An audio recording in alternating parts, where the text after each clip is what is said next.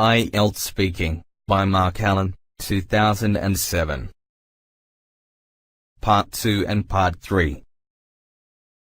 Part 2 The individual long turn. Part 3 Two-way discussion.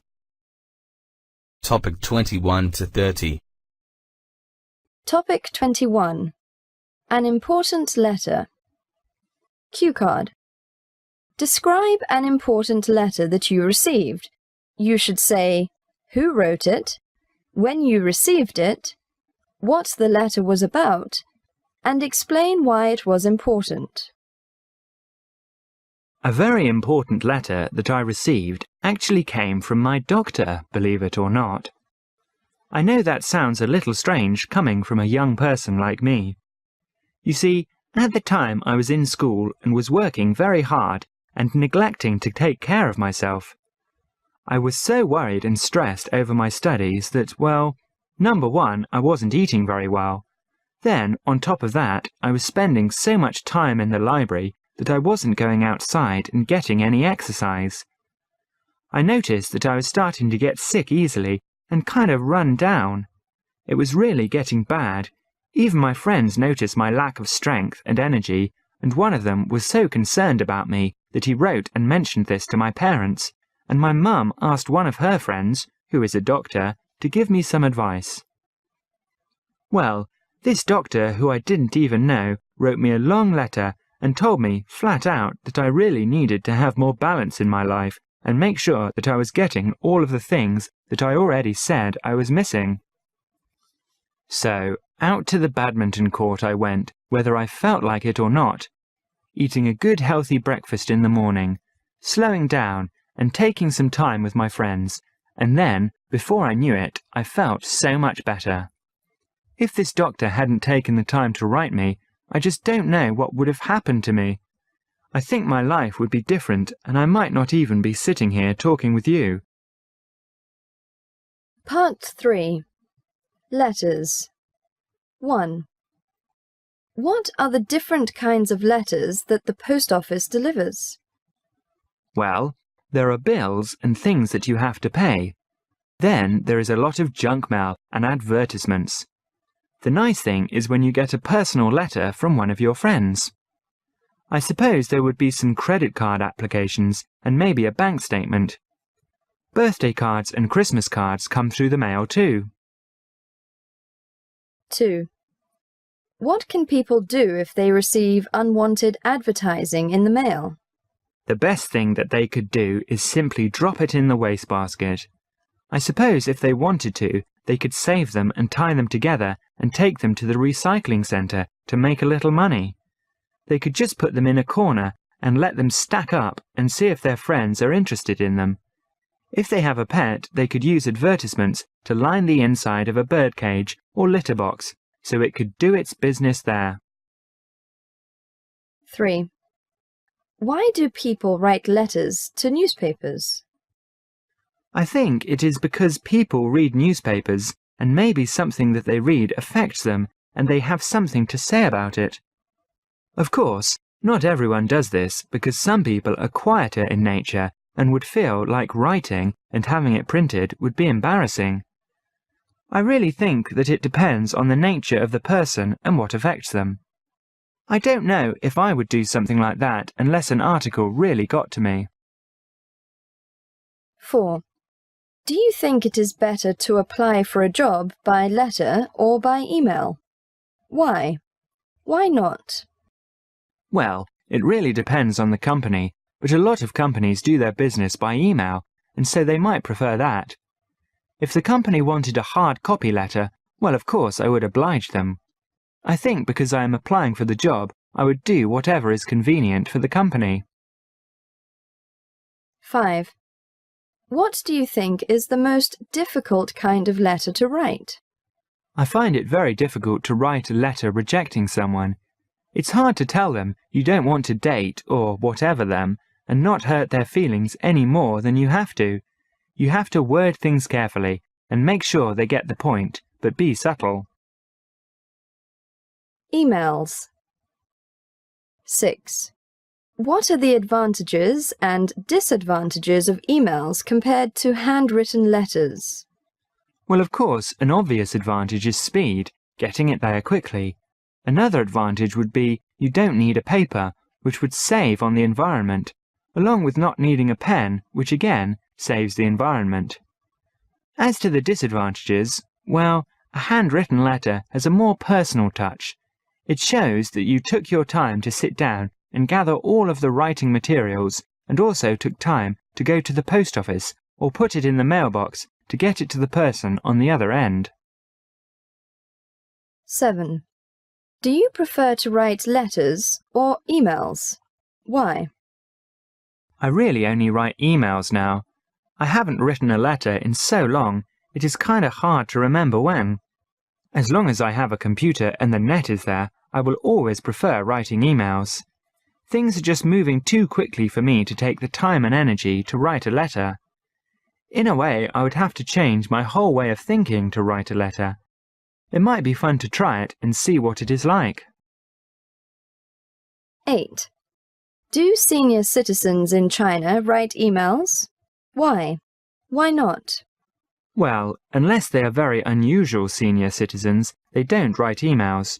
You know that having a computer, and more important, knowing how to operate one, is just not something that the older generation has a lot of experience in.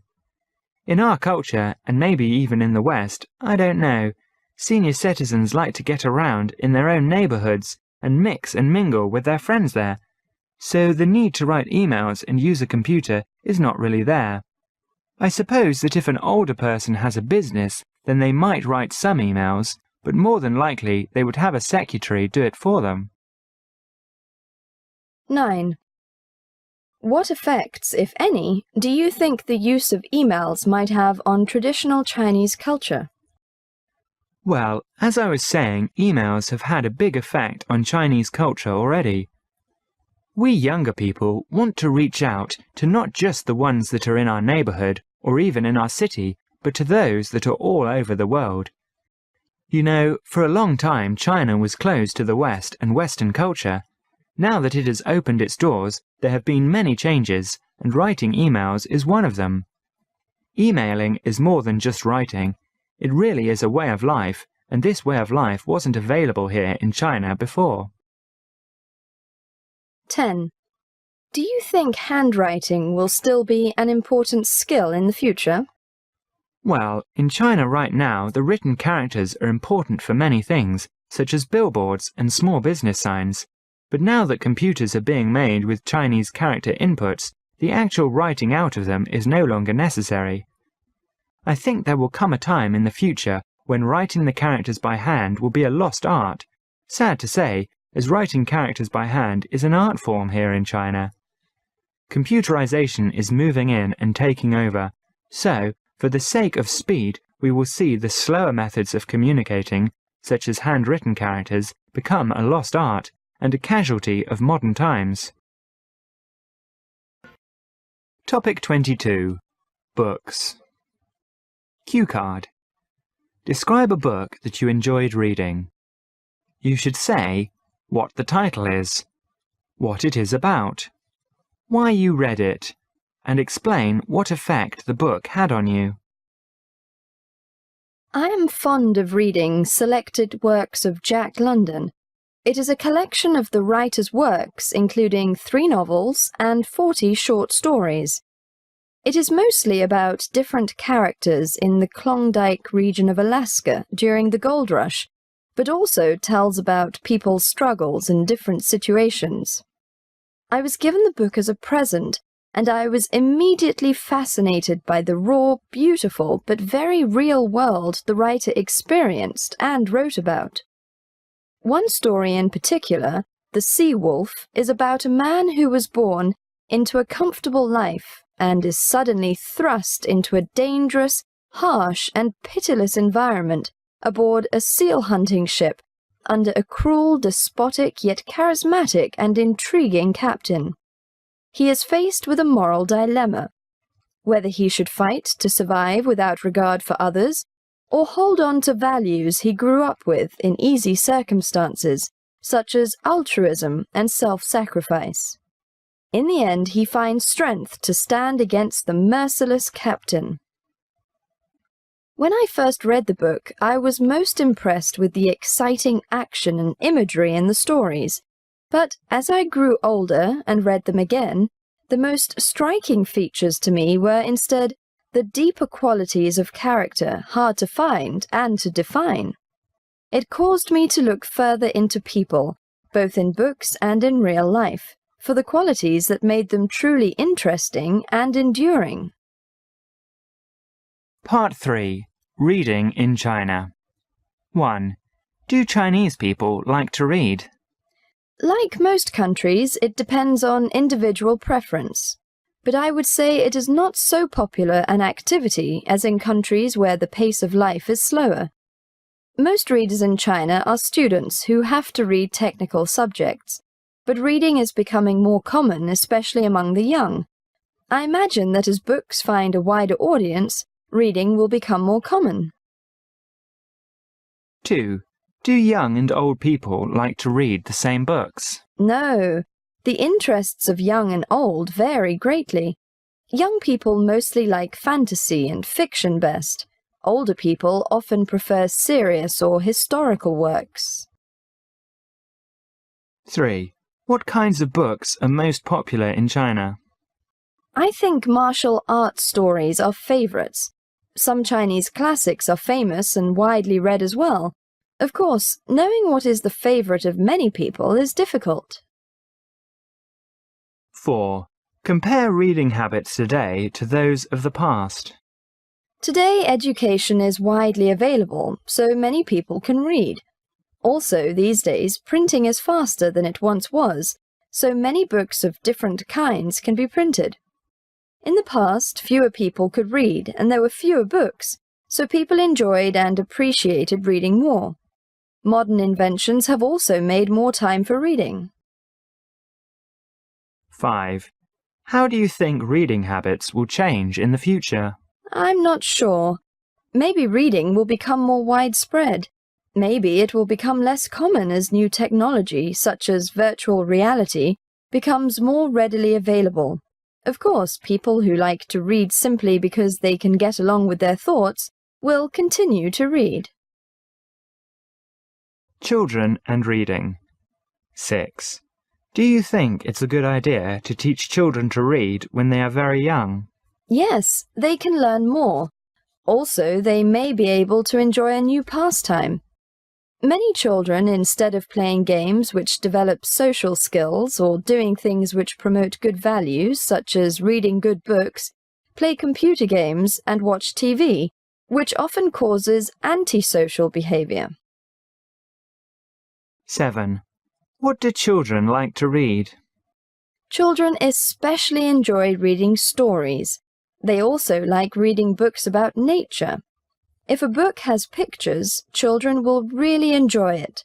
Many children like reading stories with silly themes, often because they were never given anything else. If parents or teachers introduce their children to a wider variety of choices, children will enjoy a broader range of books. 8. Do parents read stories to their children in China? Some do and some do not. My parents read to me when I was a child. They were teachers. Some of my friends' parents did not read to them. In poor families, the parents may not be able to read at all. Of course, with their parents being so busy, to even have the time to read is a real challenge in this day and age. 9. How do you think these stories influence children? Children are very much affected by the stories their parents read to them. These stories are sometimes the first education a child receives. I can remember many of the stories my parents first read to me. Values found in children's books will often affect the young readers. Because their parents are reading the stories, the children will listen more. 10. Why do you think people sometimes idealize characters in stories? People need to have heroes they can look up to and learn from. Role models are very important in life, as many teachers can tell us. Children often imitate what their heroes or older people do. Idealistic characters in stories have a great effect on individuals. Even whole societies have changed to imitate a famous character in a story. Topic 23. Furniture. Cue card. Describe an item of furniture that you use often. You should say what it is, where it is, what it looks like, and explain how or why you use it. A piece of furniture I use often is a small folding chair. It's made of green canvas, and because it is a folding chair, I can easily put it away and out of sight when I'm not using it. It's convenient for me because my room is small and I don't have space for a lot of furniture. I also don't like clutter, so by putting the chair away after I use it, my room looks a little tidier. My bedroom is the only one place in the house that I have to myself, so I spend a lot of time there either studying or working. I'm in my last year of university, so I have many writing assignments and individual research to do. I do most of my writing on my laptop, so it's convenient and comfortable to sit in my chair with my computer on my lap, either typing or reading or both. As I said, the chair is made of canvas, and of course the frame is aluminium, so it's lightweight and easy to put away and take out whenever I need it. Surprisingly, it is very comfortable for a folding chair, and that was the most important factor for me when I chose it. It was also inexpensive. It's not a very beautiful piece of furniture, but it has definitely been one of the most practical things I've bought in a long time. Part 3. Buying furniture. 1. When, in what situations, do people in China buy furniture? Most people buy furniture at a few main points in their lives. Naturally, when people are getting married is one of those times. Another time is when they buy a new flat. 2. How do people decide what furniture to buy for the home or office? What factors do they consider? Well, they will consider what kind of furniture is needed. They will also look at which room it will go in and how much space they have. The women especially will think about colour and style, and what design looks best to them. I'd say price is probably the deciding point. They might like something very much, but if it's too expensive, they won't be able to buy it. 3. In Chinese families, who usually decides what furniture to buy for the home? I think it varies from family to family. Nowadays, couples are making more decisions together. In my family, my parents even ask me what I think or like. In the past, often the men made decisions that concerned money, but some of those things are changing now. 4. Do people in China prefer traditional or modern styles of furniture? That also depends on the people and the families. I don't think there is any set preference. From my experience, though, I would say many younger couples prefer modern furniture. I think it goes along with other trends in our country. What I mean is that modern or foreign fashions are often more popular and interesting, especially for young people. Maybe I'm different in this way, though, because I think many pieces of traditional furniture in our country are very beautiful. They are also often made better than the modern things. 5. Have there been any recent changes in the kinds of furniture that people in China use? Well, as I said, a lot of foreign influence has come into China, and this is affecting what people buy, including furniture. A very popular furniture store right now in China is IKEA. This is a store from Sweden, and its style of furniture is a big change from the recent and distant past. I think that if people have the money, they may return to the quality furniture from years gone by. Overall, though, the predominant style of furniture that people in China use is modern. Furniture design. 6. What factors should a furniture designer consider when designing a piece of furniture? The use of the particular piece would be the first consideration. A designer would also have to think of the market he is targeting. This would usually indicate the cost of the finished product.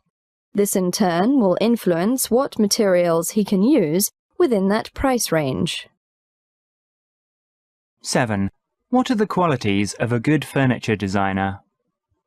I'd say he needs to be artistic and imaginative. At the same time, a designer also has to have quite a bit of practical sense. It's generally no use to design something that is beautiful but impossible to construct. Or maybe the designer can figure out how to build it, but it ends up so expensive that no one can afford it.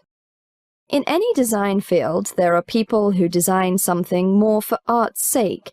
They don't really expect anyone to buy it, or they hope to find a collector to buy it as a piece of art, more than as something useful. Housing.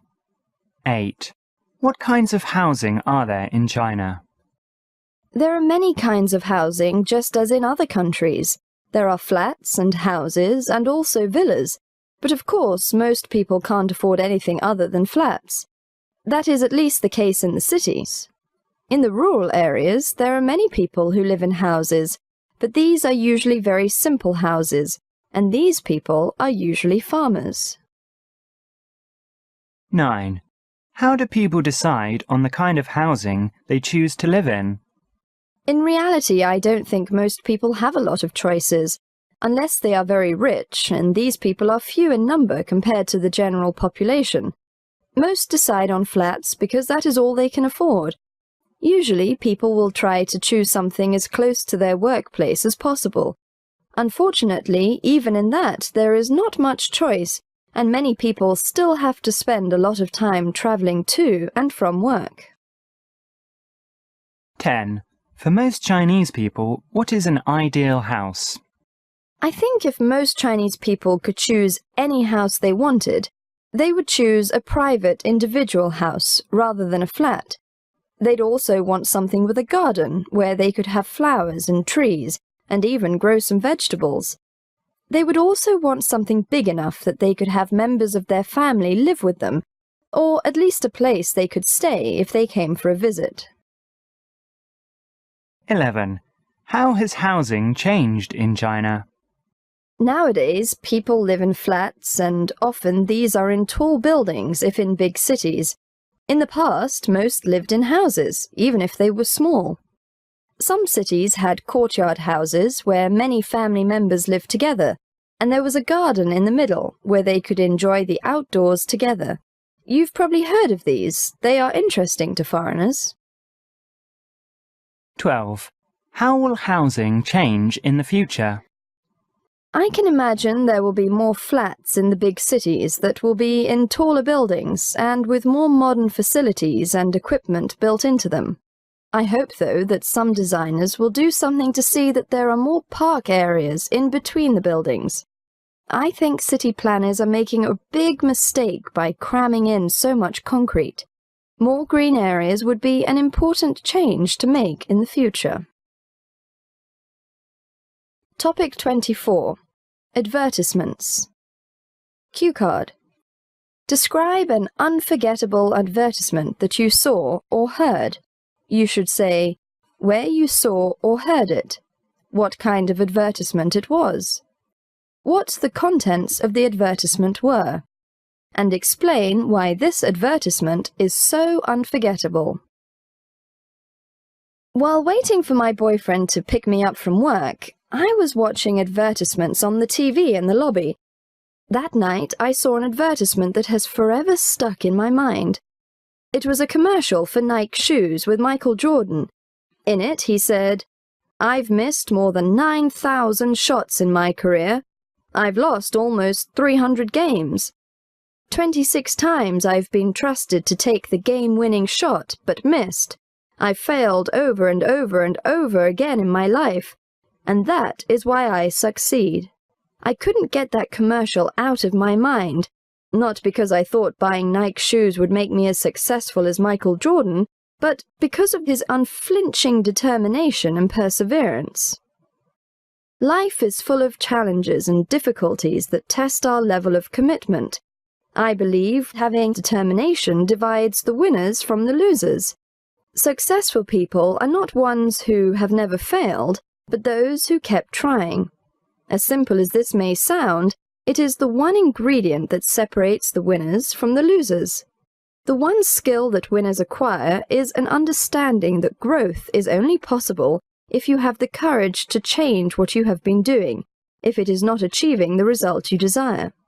Sometimes success is learning how to fall, and recognizing that from that fall you will learn to grow. And growth is what a fulfilling life is all about. Part 3. The influence of advertisements. 1. How do advertisements attract attention? It all depends on what group of people the advertisement is aimed for. Young people look if it's cool, hip, or fashionable, whereas older people tend to be more practical-minded. So those in charge of advertising need to have a clear idea of who they will be targeting with their advertisement and plan accordingly. If the advertisement is geared to the younger generation, then showing how the product can help kids be more attractive, confident, or successful is good. Catchy music also helps attract attention and helps listeners remember it. If you're trying to reach the older generation with your advertisement, explaining how the product will give them better health or help them relax or be happier may appeal to them. 2. Do young and old people have the same attitudes towards advertisements? Definitely not. Every individual has his own unique attitude toward advertisements and the advantages and disadvantages that advertising brings. Both old and young people are inclined to believe and think that advertisements tend to be misleading, dishonest, phony, shallow, and at times annoying, especially when they're not well made or dorky. On the other hand, if done well, they can be very creative, humorous, artistic, and enjoyable to watch. Those, however, are the exception, rather than the norm. 3. Do you think advertisements are a good or bad influence on children? Looking at today's children, I would have to say advertisements have predominantly had a negative influence on their lives and character. Ads create a discontentment with what children have and a desire to own more and to be like everyone else. Advertisements usually tend to be unrealistic and give a false impression of how the children should be or what will happen when they buy the product. 4. Do you think advertisements actually influence people to buy things, and how? When seen a lot, advertisements make products more familiar and ingrained in people's mind. So when they want to buy something, they will take a brand that they recognize. In China, people want to be like the West, and so they buy what they see on TV that the Western people have. They think that if they have this Western product, they will be as cool as this person, which is totally bizarre to my mind. Government control. 5. Does the Chinese government control advertisements in any way? Of course. All TV media is controlled in some way by the government, so advertisements must be as well. The government prevents advertisements from having inappropriate content or content that is not in line with government policy. That is common in every country. I'm sure that if the advertisement is within normal bounds, then the government wouldn't have much to say about it. 6. Do you think there should be controls on advertising? Yes, I do. Some things should not be advertised, such as cigarettes, which are harmful to people's health. Most people are aware of their existence, so they don't need to be promoted more. Children especially should not be shown advertisements that make harmful things look cool or interesting. Advertisements that have age-inappropriate content should also be banned. 7. Do you think that advertisements for products that harm the health, such as cigarettes, should be allowed? Now you are getting into freedom of choice and whether it would be better to just prohibit something from being advertised to get people to stop using the product. But unfortunately, this just doesn't work, as prohibition in the States found out. The best thing would be for the products just to not be manufactured, but this doesn't work either, because then they would be produced illegally, becoming more dangerous. 8.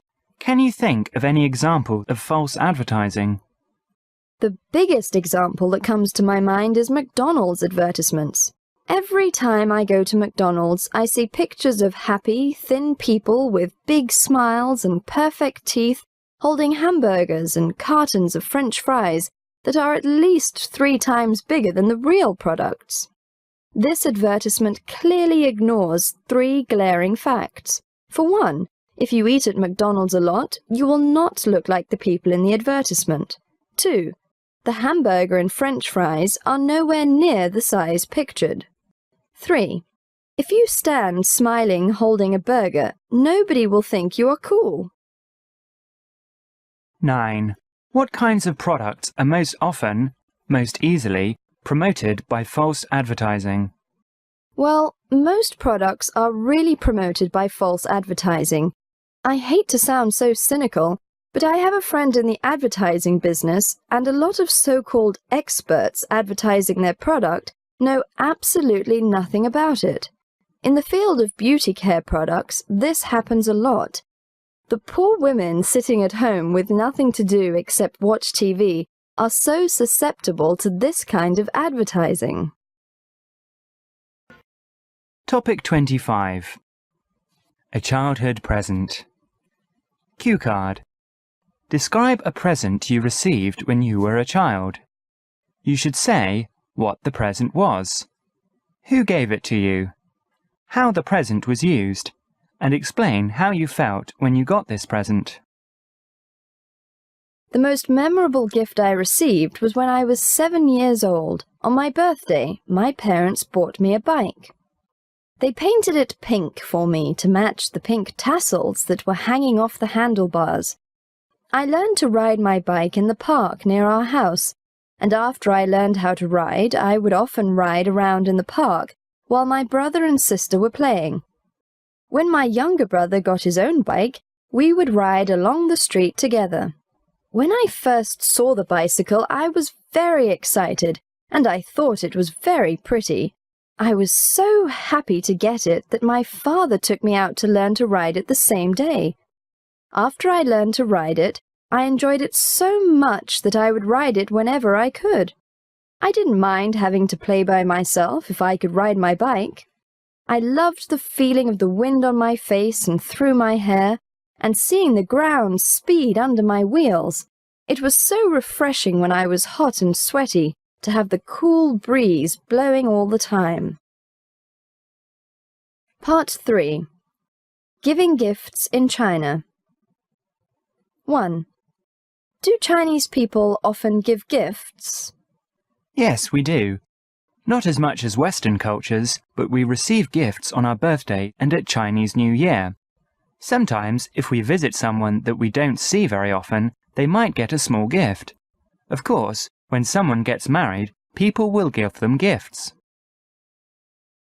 2. What kinds of presents do Chinese people give? I think the most popular gift is the Chinese hongbao, or red envelope. Money is put in these red envelopes and given at birthdays, weddings, and Chinese New Year. People will sometimes buy other gifts for these occasions. If it is for a child, they might give a toy or stuffed animal. Sometimes food is given as a gift, either having been cooked by the giver or store-bought. 3. On what occasions do Chinese people send gifts? People send gifts mostly on birthdays or at Chinese New Year. These are the traditional times for gift-giving, but as many Western holidays and traditions are slowly becoming more popular in China, it is quite acceptable to give your friends a gift at Christmas or your sweetheart a gift on Valentine's Day. Even though some people may not know why different festivals are celebrated, they still enjoy the chance to show the people they care about how they feel. 4. If you were going to give a present to a child, what would you give them? Well, If it were a boy, I would get him a Lego set.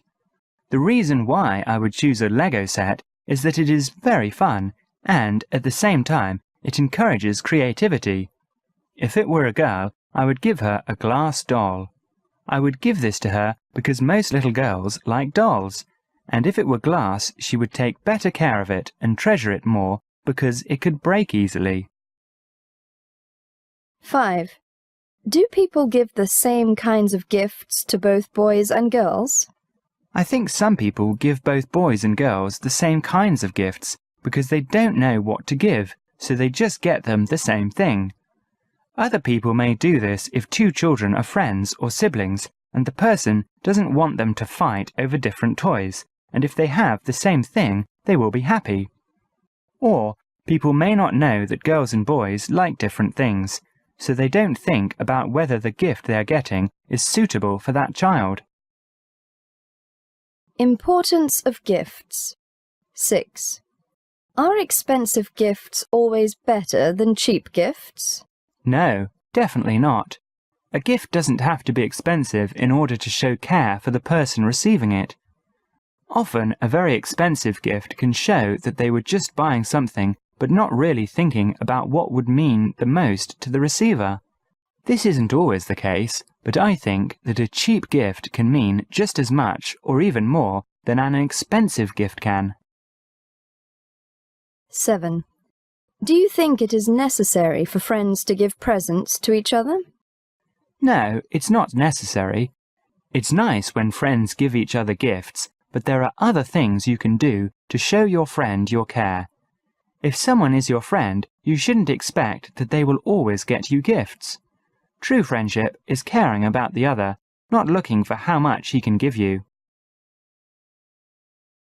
Topic 26. News reports. Cue card. Describe a news report that you have recently heard or read about. You should say what the story was, how you heard about this story, when you heard the news, and explain your reaction when you heard the news. Just today I read a story online about a Beijing vice mayor getting fired for taking bribes involving construction in the lead-up to the 2008 Olympic Games. I found the story on the International Herald Tribune website. I found the story because it is one of the websites I check out every day, trying to stay informed of world events. I was happy when I heard the news. From what I've seen, China has a massive problem with corruption, and I think it's about time they started doing something about it. It seems like there is an enormous amount of money wasted every year because officials are either taking bribes or skimming off the top, and it does a major amount of damage to the Chinese people. If the government halts this trend, I think it will be a great thing for us. Money will be spent in places where it can do some good, rather than lining the pockets of people who don't need it. There have been quite a few stories of this nature lately, and it shows an extremely positive development. I'm not sure if the government is going after all the corrupted officials or just some of them, but either way, it is a step in the right direction. Part 3. Mass Media. 1. How do most Chinese people get their news? Most Chinese people get their news from various newspapers. Every day I see people reading newspapers on the bus, on the subway, or on the street. Also, many people get their news from the internet and TV. 2. Are most people in China more interested in local news or international news? I think most Chinese people are more concerned with local news and domestic news, which I'd imagine is the same across the world. Unless there are huge stories going on elsewhere, local news has more of an impact on the average citizen. Also, it is easier to understand news that is about areas that you know, as opposed to some town in a country you might not even have heard of. 3. Compare newspapers and TV as sources of news. I think if you're looking to get a general idea about the day's news, TV is a perfect way. You can get the basics from TV. If you want to get in-depth information, however, newspapers are the way to go. They can dedicate more time to each individual story, so you can learn more about different subjects. 4. How do you think the news media will change in the future? News in the future, I think, will come from many more directions. With the creation of blogs, more people are able to report on many different things, so you'll see a lot more news and a lot more analysis. I don't think there is any way that newspapers will be able to compete with this. If people have to choose between getting more news for free online and to pay, they are going to choose online. 5. Are young and old people interested in the same news content?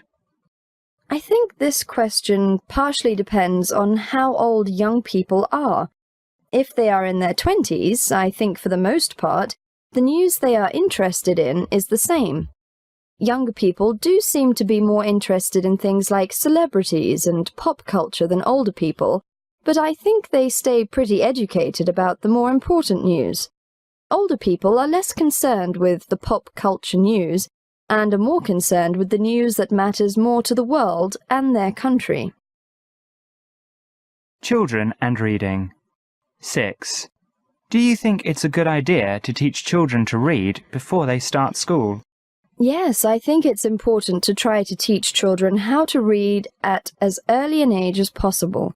The earlier they know how to read, the sooner they can start learning other things. Also, if you teach them early, it may instill a desire in them to keep learning throughout their lives, which would be extremely valuable. I know my parents started me reading very young, and today I think I am better off because of it. 7. What kinds of things do children like to read? I think kids all over the world like to read books that are either based in the same world they are in, school, or in a world that isn't like this one at all, fantasy, Harry Potter. Everything else, I think, fails to hold their attention. Unless it has a good, entertaining story, kids will not be interested. And I think these kinds of books kids can either identify with or can get wrapped up in. 8. Do you think the internet will influence the way people read in the future? How? Yes, I think the internet will have an impact, though I'm not sure what that will be. I imagine that sometime someone will invent something that is the size of a book, so people can download books onto it, and it will be easier to read than a computer screen. Then from there, through the internet, it will be extremely easy for people to read any book they could possibly imagine. Also, I think the internet will give people the ability to read stuff that they are interested in. There is so much content that people will be able to find anything, so people's tastes will get highly specific. Topic 27. Public events. Cue card. Describe a local event you have attended. You should say what this event was, when and where it was, what happened in the event, and explain what you liked about this event. Sometime during 2001, when I was living in Kunming, some friends of mine in the Beichen area invited me to a street party to promote a new housing compound that some company had just finished building. It was a very bizarre event. It was held outside in a little park near the new compound. It was a very cute little park with benches and a small playground for little children. I think the event was funded by the owners of the compound because they were giving away food. There was ice cream, soft drinks, beef, lamb, and pork meat sticks, and some other snacks of which I can't remember the names. The only problem, though, was that you had to stand in a line the length of the Great Wall. Sometimes the line would move fast, like when a bunch of the meat was cooked, but other times it just seemed to take forever. I can't remember so well, but I think that you had to be living in the Beichen area to attend the party. Oh yes, that's what it was. Our friend was living in that area, so we were able to go in for free. The party was so much fun because it was at night and we were allowed to stay out later than usual. My cousin, who lives abroad, was visiting and went with us to the party. I don't think I'll ever forget that time. Part 3. Cultural Heritage. 1. Should businesses support local events? I think that businesses should support local events. It not only helps to create a good image for the business, but shows customers that the business is interested in their welfare. It can also provide good advertising opportunities for the business. Everyone likes to do business with a community-minded business. 2. Should the government preserve traditional events like temple fairs? I think the government should preserve this kind of event, and furthermore, I think that the best way they can support them is to help financially. Although, if you only let the government help to support and sponsor these kind of events, then companies like Coca-Cola, Budweiser, and McDonald's will have nothing to do. Therefore, I think it's important to let everyone help to organise and fund the events, but the government should definitely preserve and support these kinds of events. Community life. 3. Do you think it's important to take part in local activities? I personally don't enjoy participating in local events, but for some reason many people actually do. I'd much rather watch the event from a distance. Maybe this is just because I'm lazy, but I just don't really feel the need to go out there and be another nameless person in a crowd that won't miss me at all. 4. Do you think it's important to have a sense of local community spirit?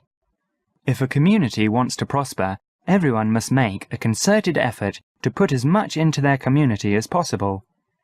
If you don't take care of your community, then your community can't take care of you.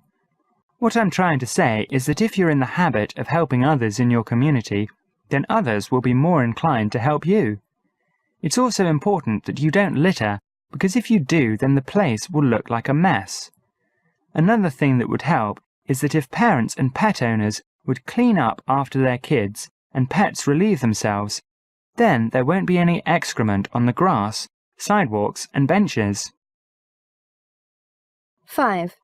What are the advantages of being part of a close-knit community? Well, one of the advantages is that your community will look out for you. If you're in trouble, you'll get support from your neighbours, and they'll be more likely to accept whatever you decide to do. Also, if you are in a close-knit community, more people will be your friend and invite you and your family over to their house for dinner. Like the saying goes, a man is only as rich as how many friends he has. 6. In what ways do neighbours cooperate and help each other in China? This is a tough question, because I personally don't think that they do. Most of my neighbours are just nosy old busybodies who are always trying to find out some new piece of gossip. All the rest are out working all day, and when they come home, they just want to watch TV or sleep. 7. How has the sense of community changed in recent years in China? Before, the community was very strong in China. You always did things with your neighbours and helped them in whatever way you could. Also, whenever anyone did something that wasn't quite right, everyone knew about it, and the person was very embarrassed. But now everyone is out working and, aside from a few old busybodies, no one has time to help or get involved with the affairs of their neighbours. Topic 28. Life-changing moments. Cue card. Describe a positive change in your life.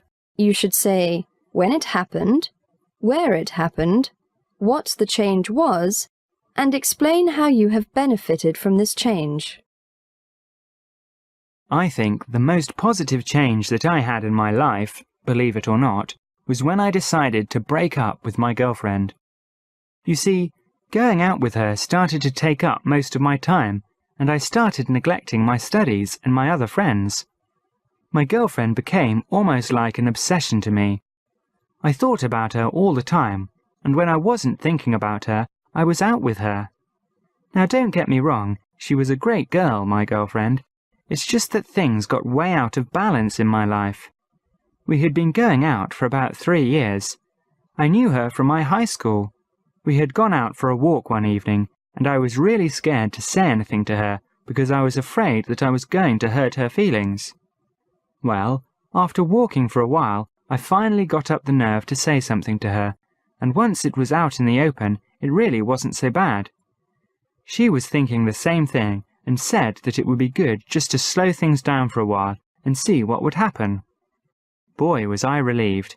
We had a good laugh over things and parted as friends. Now, although I love her and really do believe that someday we might be together on a more permanent basis, it feels good to just chill out with my friends for a while. Part 3.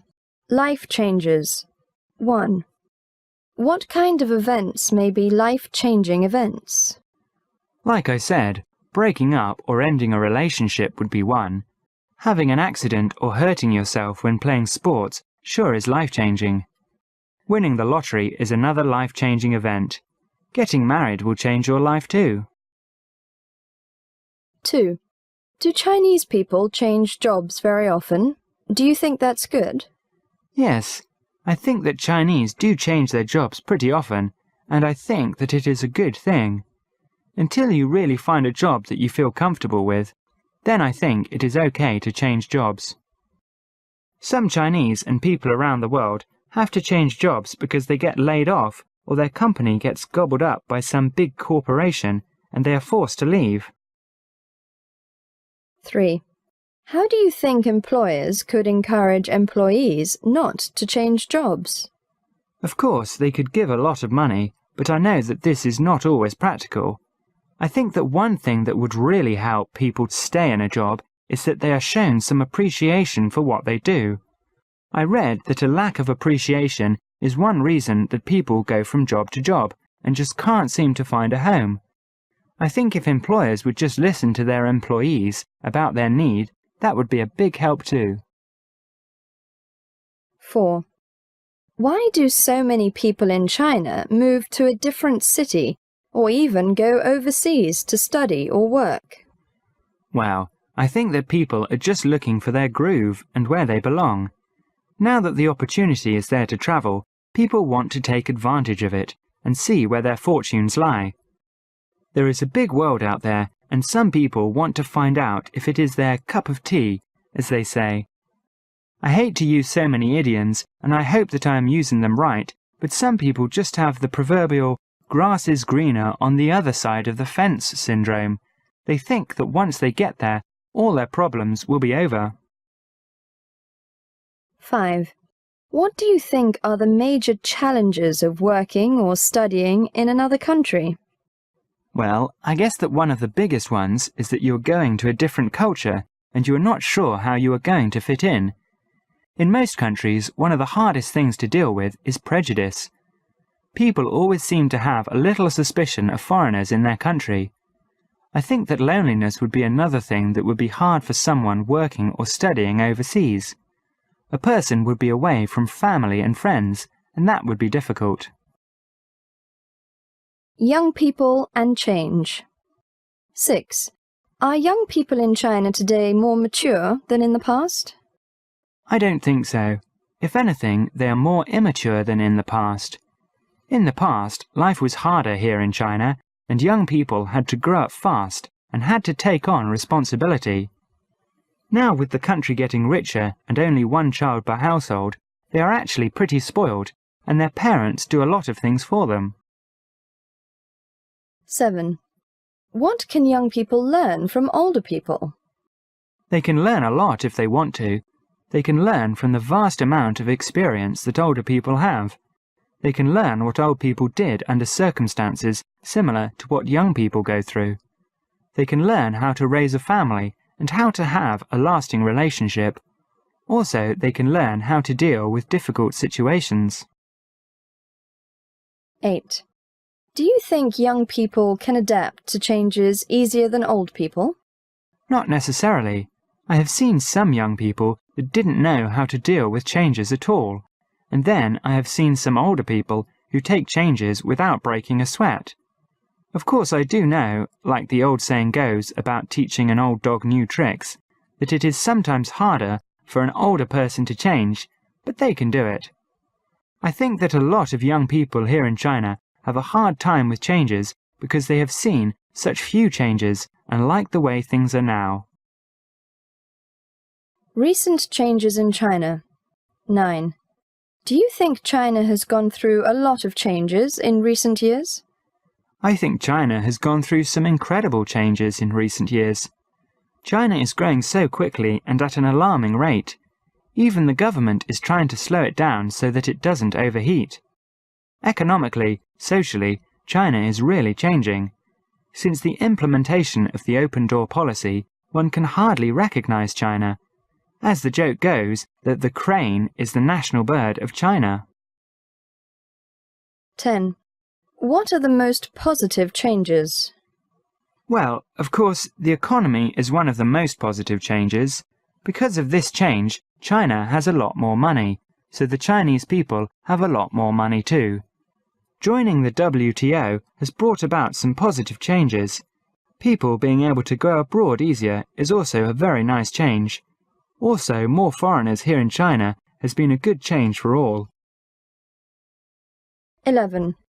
Do you think there will be more changes in the future? Oh yes. I think that China is going to keep changing.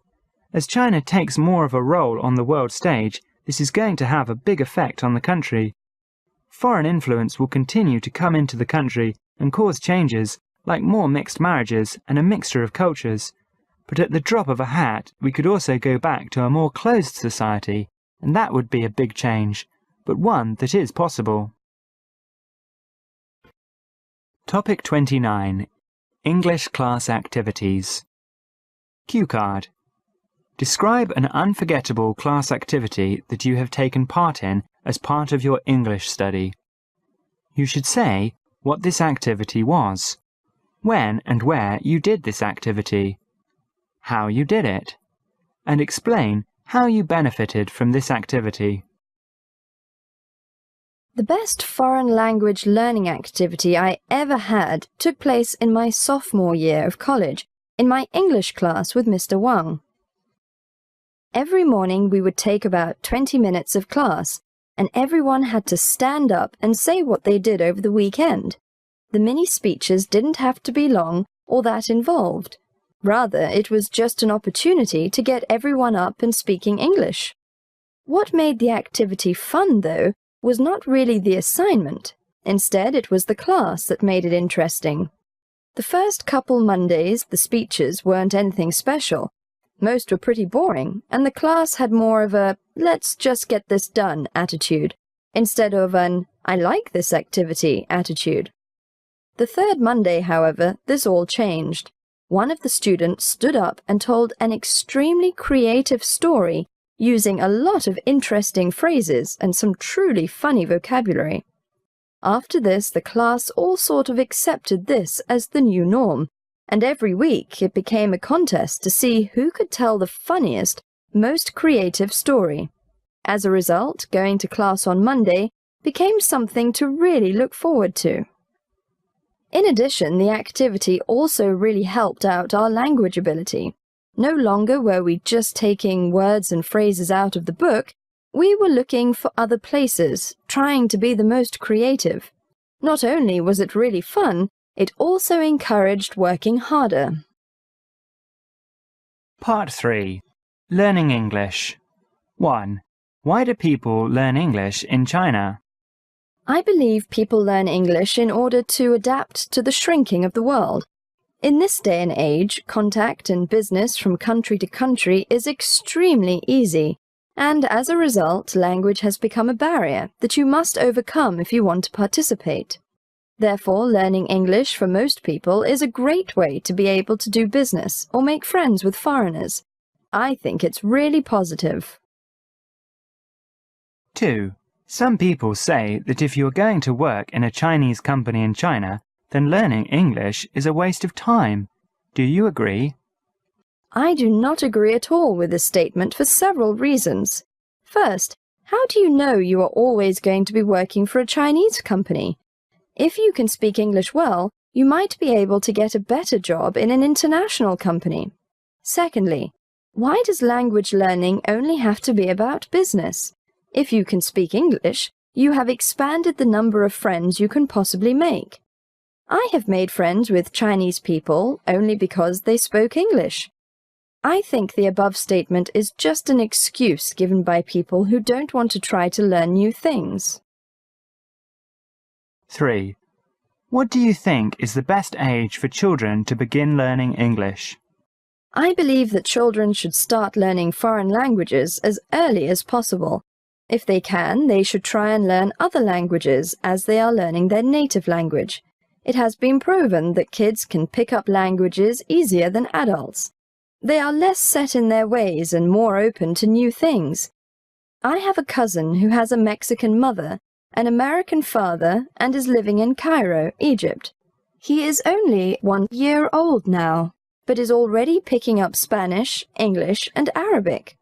Learning as a child saves a lot of hassle as an adult. 4. Would you say it's better to study English overseas than in China? I believe that for most people this is not possible.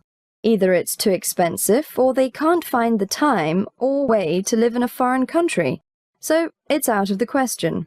However, if they can arrange it, it is definitely easier to learn a foreign language in that country. Being surrounded by people speaking the language you are trying to learn is extremely helpful. The best way to do it, I think, is to take classes of a language to build a base, then go. That way, when you get to the country, you aren't totally overwhelmed. 5. Do adults have more difficulties than children in learning a foreign language? Yes, I believe this wholeheartedly. Adults who have been speaking one language for a long period of time may find many difficulties in learning a new language. They will also easily fall into the patterns of their native language, making learning hard. Kids, however, are still learning their native language, so they don't have established patterns to fall back on. As a result, new material is a lot easier for them to learn. Language and cultural diversity. 6. Why do people prefer to study English over other languages? I believe that the reason is mostly economic. English-speaking countries, for the most part, make up most of the richest countries in the world. As a result, many people want to learn English so that they can do business with companies in those rich countries. In addition, English has kind of been accepted as one of very few, if not the only, worldwide languages. People all over the world speak English. Therefore, people who want to participate in relationships that span the globe find that English is the most common language to do this. 7. English is now used as an international language. What other languages do you think might develop into international languages? English is indeed used as an international language. The only other language I can see achieving this status is Chinese. The number of people who speak it is great, and the country is growing economically so quickly that I think more and more people worldwide are going to choose to learn it. The biggest barrier to this, however, is that Chinese is written in characters. It may be a pipe dream, but if Chinese changed to pinyin as the way to write and read, I think it would explode all over the world. I, speaking as someone trying to learn it, can testify as to how much easier that would make learning the language. 8. Besides English, what other foreign languages do people study in China? In China, learning English reigns supreme. I imagine that it is by far the most popular language to learn in the country. No other language comes close, I think. If I had to choose some other languages for people to learn, I would guess that Japanese and Spanish would be the next two.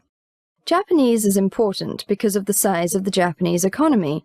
Spanish because it is so similar to English, is fairly easy to learn, and because many people worldwide speak it.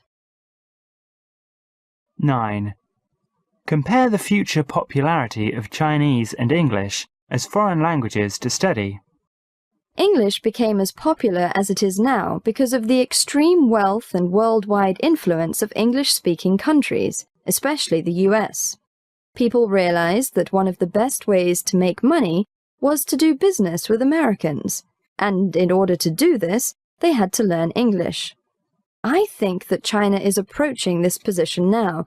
Its economic influence is spreading extremely fast, and people across the world are realizing that learning Chinese is a great way to make money. As a result, in the future, I think Chinese will start approaching the popularity of English, though probably not ever overtaking it. 10. Do you think studying foreign languages can benefit world peace? How? Yes, I do believe that if countries can speak to each other easily, tensions are much easier to get rid of. Just as important, however, is studying the culture of other countries. Understanding that other countries might act differently or take offense at different actions is a great way to create a more easygoing atmosphere. But yes, language is definitely the first step towards creating a more peaceful environment. 11. What difficulties do you think international guests might have when they study Chinese? There are many answers to this question. First, reading feels like an impossible task. Forcing yourself to memorize characters rather than being able to read and figure out the meanings of words is a huge barrier. It is extremely intimidating to see the thousands of characters and realize you have to memorize most of them. Secondly, the tones are particularly difficult. Learning a language where the inflection can indicate what kind of attitude you have, and realizing that it isn't just what you are saying, but how you are saying it that affects the meaning, is really difficult. There are also many others, like learning neutral accents and proper pronunciation. Topic 30. Advice. Cue card. Describe some advice you received from a friend or family member which was useful to you. You should say what the situation was, who gave you the advice, what the advice was, and explain how useful you think the advice was. The best piece of advice I ever got came from my dad. It happened in my junior year of college. At that time, I was just starting to think about what I wanted to do with my life. My dad helped me a huge amount. Rather than just tell me what he thought I should do, though, he told me a story about his own life. Immediately after he got out of college, he took a job in Florida selling real estate. He ended up doing that for something like 7 years. During the entire time he was doing it, he was pretty unhappy. Sure, he had a pretty happy home life and a good family, but his job wasn't rewarding. He took it in order to make money, not to be happy. Eventually, he found something that interested him. We moved to Ohio so he could start a brewery with one of his friends from college. The job was much more interesting. He didn't come home at the end of the day relieved to be done with work. He actually enjoyed what he did. This story taught me an extremely valuable lesson. I shouldn't just jump into a job because it paid well. I should take time to find a job that I'd actually like. Money shouldn't be the number one concern. It was due to this advice that I moved here, to China. Part 3. Advice giving. 1. Have your parents given you much advice? Yes, my parents have given me tons of advice. They always do it in a way, though, where they aren't just telling me what to do. Instead, they give me some of their wisdom and let me do with it what I want. This way, I can make more informed decisions about important stuff. 2. What kind of advice do parents give their children? I found that it really varies what kind of advice parents give. Many of my friends' parents are really overbearing. They try to force themselves into every decision their kids make, be it important, like moving, or unimportant, like buying a bike. Other parents are really hands-off. They let their kids make all their own decisions. This way, kids can learn from their own mistakes. I think each way has its advantages and disadvantages. 3. What kind of advice do friends give each other? Friends seem to give each other advice about things that they have experienced before on their own. For instance, I've lived in China, so I can help my friends decide whether it would be a smart move for them. These situations are useful because friends are often of the same age, so they can offer a viewpoint from someone who's going through the same kinds of situations. Most of the time, though, friends' advice tends to be about small things, like what clothes to wear or what stuff to buy. These situations aren't really advice, but more suggestions or what they think. 4. Do you think young people should follow their parents' advice? No, I don't think young people should follow all of their parents' advice. I think they should listen to what their parents have to say and use that information to come up with their own decisions. Parents are there to help kids out when they need it, but not to instruct their kids how to live their lives. If you rely on your parents too much, you might eventually end up in a situation where they are not around to help you, and you have to make a decision about something you've never thought about on your own before. 5. In China, do children ever strongly oppose the advice of their parents? I'm not too sure, but in my limited experience, it seems that Chinese people really rely on their parents. Therefore, I think that it's rare to see a Chinese person flat out denying what their parents suggest they do. It seems that they are far more likely to take what their parents say into consideration than to not listen to it. 6. In China, do young people ever give advice to older people, for example, their parents? I think, yeah, there's absolutely nothing wrong with giving advice. You can make your opinions known, then whoever you are talking to can choose whether or not to listen to it.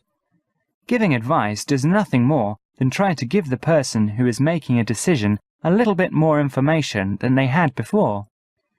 This is especially so in the case of parents and children, because so many of parents' decisions affect kids' lives, so the kids should have a say in the decision-making process. 7. Which has more influence on young people? Advice from their parents or their friends? This is a tough but good question. I think that when kids are really young, like under 12, they rely on their parents more than their friends. When they become teenagers, though, I think they listen to a much larger percentage of their friends' advice.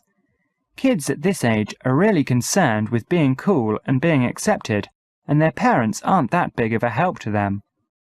Their friends know what is cool and what's not. As they get older, though, I think that people rely on their friends and family pretty equally. By this time, I think most people realize the value in everyone's opinions, so they consider what everybody says. 8. Have you ever received advice from an expert or professional other than your parents? Yeah, I guess I have, if you consider teachers professional people. Many a time I have asked teachers for advice. For example, when I was thinking about moving to China, I asked my Asian humanities professor what he thought about the idea. He thought it would be a great move, and I took what he said into consideration. Other than teachers, though, no, I haven't really had the need to ask experts or professionals for advice. I haven't made any big enough decisions that would require anyone outside of my friends and family. 9. In China, is there anywhere where members of the public can get advice? Yeah, there are places to go for advice. One I absolutely know of is the internet. Any time I have to make a decision, I look online for different websites that have reviews or suggestions about different things. The internet is a hugely valuable resource for things like this. Other than that, though, I can't really think of anywhere people can go for advice.